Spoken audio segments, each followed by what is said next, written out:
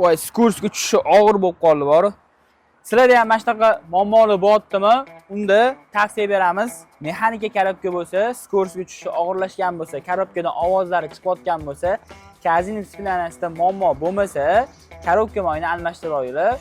Korobka moyi o'zi 50 mingdan 60 ming, 40 ming oralig'ida mexanika korobka moyi ham pishadi. O'zi kitob o'zi 50 mingdan almashtirishni tavsiya beramiz. Hozir Matiz mashinasini mexanika korobka moyini almashtiramiz. Bu mashina 91 ming yurgan. 91 ming yurganda haligacha mexanika korobka moyi almashmagan. Hozir xo'sh, birinchi biza urg'un ko'radigan bo'libdi, moy qo'yadigan joyi ochib oldik.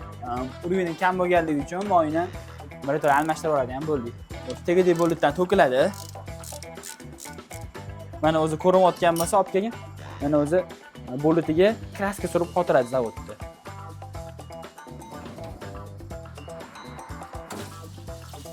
Mana moyni ahvoli.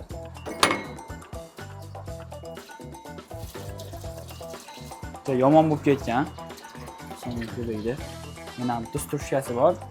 Xo'sh, metanli strushkani buni bo'lit yig'adi.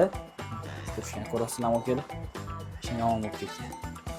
Matiz, Spark, Gentra, Lacetti, yoki yana Cobalt mashinalariga mexanika korobka moyiga 75 ga 85 moy quyiladi. Yana 2-3 moy ketadi. 2-3 da o'zi urg'uni bo'ladi.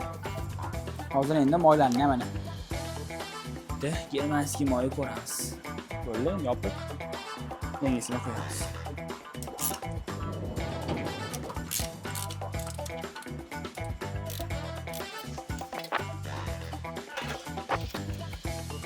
Xo'sh, mana moy urg'un bo'ldi, tosh chiqdi.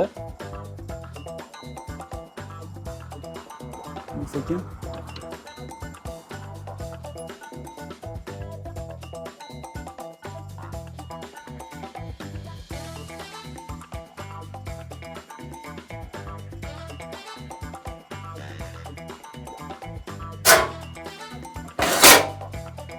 Bo'ldi akalar, xudo xolasa mana korobka moylarni almashdi. Endi mashinani bitta skorsga ko'rib, okabizani qayerda chiqarib olamiz.